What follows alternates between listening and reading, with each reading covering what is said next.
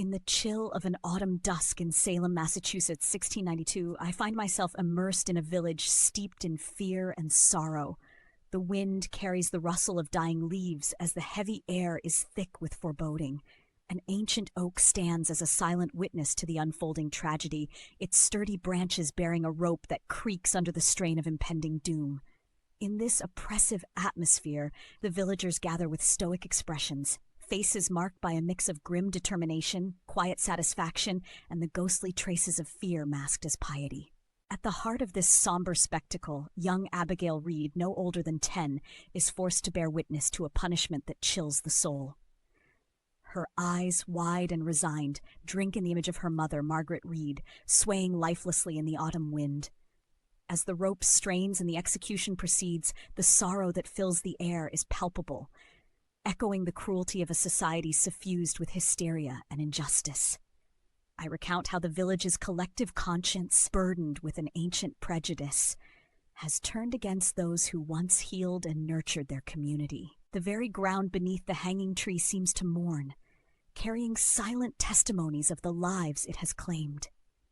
In this cruel moment of public retribution, the seeds of defiance are sown in Abigail's heart. The grief-stricken child, forced into this nightmare of persecution, begins a journey that will transform her in ways she has yet to imagine.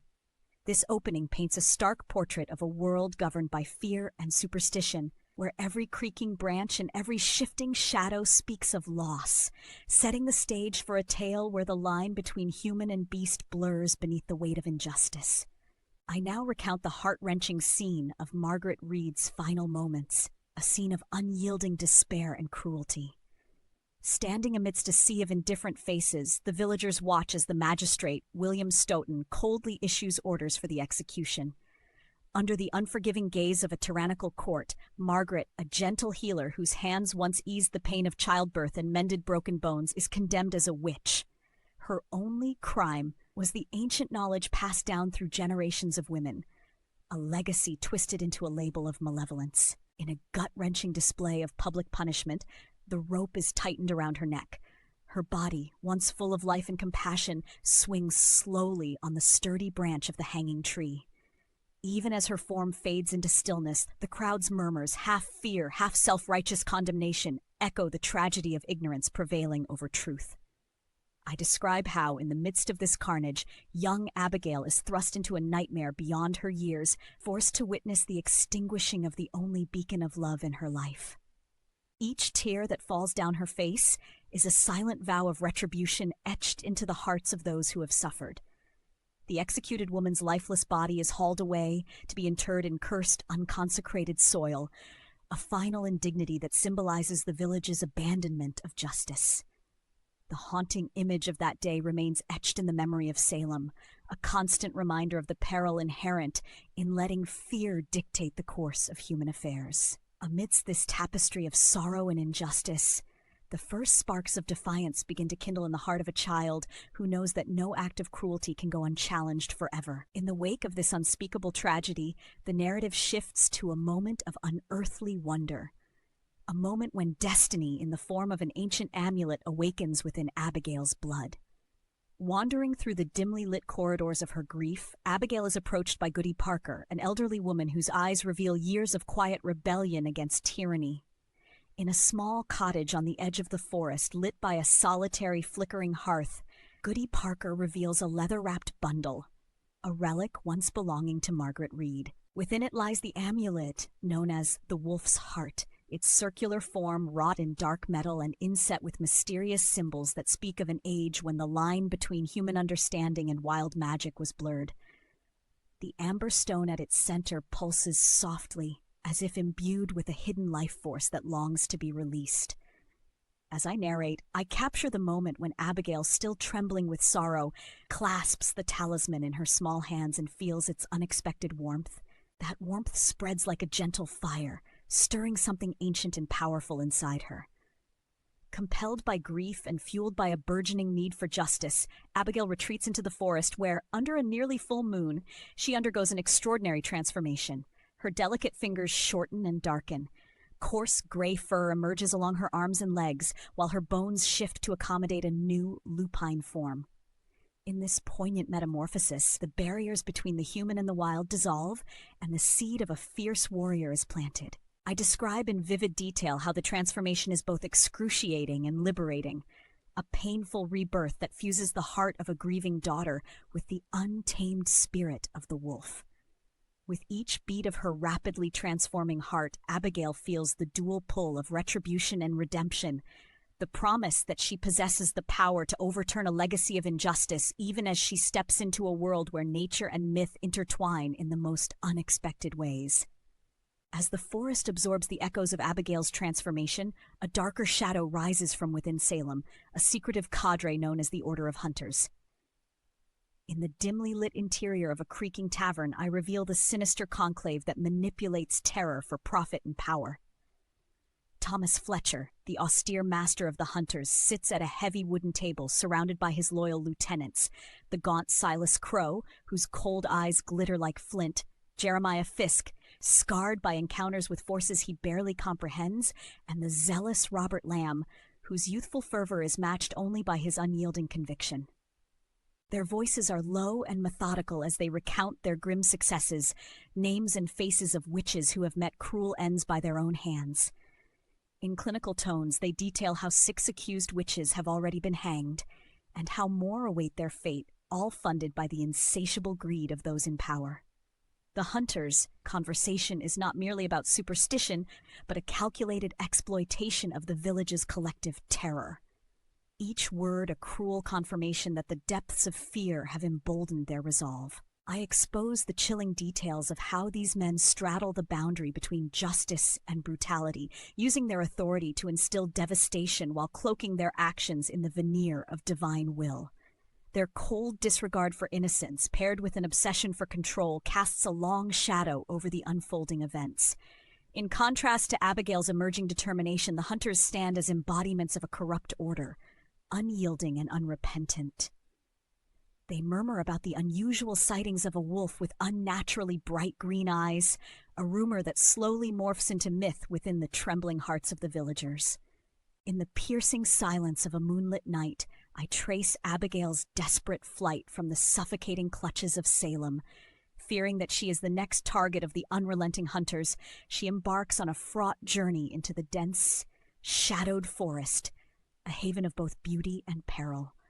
Every step carries her farther from the horrors of the village, yet the specter of betrayal lingers in every whisper of wind and every rustle of hidden leaves. Driven by a potent mix of fear and an emerging resolve, Abigail learns to master her dual existence. She oscillates between her fragile human form and the formidable wolf, each transition marked by a visceral intensity that leaves her both empowered and vulnerable.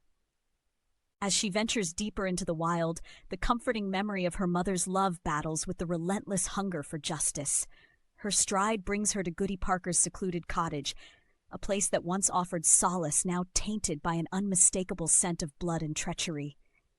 Within the cottage's dim confines, I recount how evidence of a grim confrontation unfolds. The remnants of a struggle are strewn about, and the muffled sounds of suffering suggest that the hunters have laid their trap.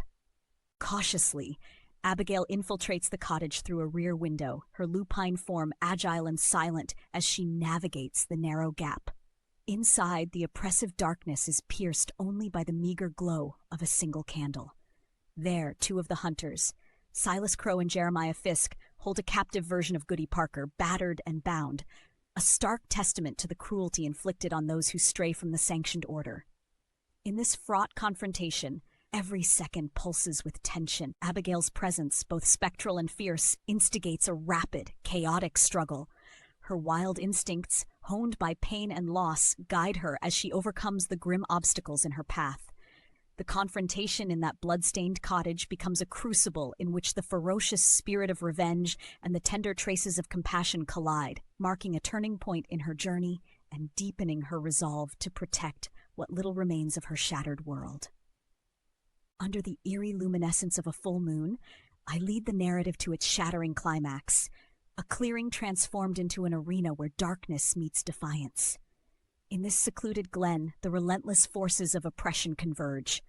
Thomas Fletcher and Robert Lamb, intent on capturing the elusive entity that haunts their nightmares, enter the clearing with grim determination and trembling resolve. Here, Abigail stands as a figure of paradox, a girl with the heart of a healer and the ferocity of a wild wolf, balancing on the razor-thin line between humanity and beast. The atmosphere is charged with an almost palpable electricity as the hunters' footsteps falter under the weight of their own terror and superstitious dread. I describe how the tension escalates to a fevered pitch when the confrontation erupts. Every muscle in Abigail's body tenses, every instinct surges forth, and the wolf within awakens with unbridled fury. In a maelstrom of raw energy and visceral loss, she unleashes the full power of her transformation. The clearing becomes a tableau of violence where ancient rage and modern cruelty collide. The air fills with the sound of tearing flesh, the crackle of falling debris, and the haunting echo of a howling spirit. I recount in vivid detail the moment when, with a final, resolute act, the divine duality within Abigail, both a grieving daughter and a relentless avenger, delivers retribution upon the figures who have long perpetuated injustice in Salem. As the battle reaches its climax, the lines between retribution and redemption blur, and a terrible, yet transformative, justice is wrought. In that charged moment, Abigail both honors her past and forges a terrifying future. A future where the boundaries of man and beast are reimagined in the crucible of vengeance and sorrow. With the first hints of dawn breaking over a changed Salem, I reflect on the aftermath of a night drenched in anguish and retribution. The order of hunters has been scattered as fear and shame dissolve the iron grip of their power. Villagers whisper of strange happenings, of a ghostly wolf roaming the forest and of a young girl whose eyes burn green in the dark. Far from the haunted streets of Salem, in the solitude of a northern wilderness, Abigail now crafts a new life imbued with both healing and hope. In a modest cabin by a clear, running stream, she nurtures the fragile blooms of life and mends the wounds of those scarred by superstition. The memory of her mother remains a guiding beacon, a testament to compassion and resilience amid cruelty. With each passing day, Abigail learns to harmonize the dual forces within her, the gentle spirit capable of healing and the wild, unyielding power that once brought retribution. Her story becomes an enduring legend, a reminder that even amidst unrelenting darkness, the seeds of justice and renewal can take root. In this quiet rebirth, the wilderness offers sanctuary and strength, and the legacy of both human tenderness and ancient untamed heart beats on, echoing the timeless promise of a future reclaimed from the shadows of the past.